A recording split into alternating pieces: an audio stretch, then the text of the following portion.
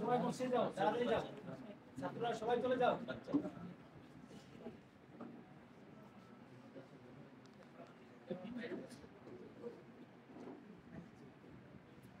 আমি দেশের পূর্বাঞ্চলে কোথাও যদি মাহফিলে যাই,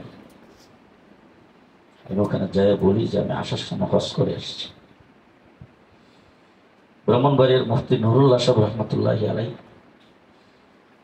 উনি আমাদেরকে দিয়া ওনার আম্মার জন্য খতম পড়াইছে। আল্লাহ যদি হায়াতে রাখে তাহলে সুস্থতার সাথে যেন হায়াত দেয়, আর যদি হায়াত না থাকে তাহলে যেন আল্লাহ পাক আসানির সাথে দুনিয়া থেকে নিয়ে নেন।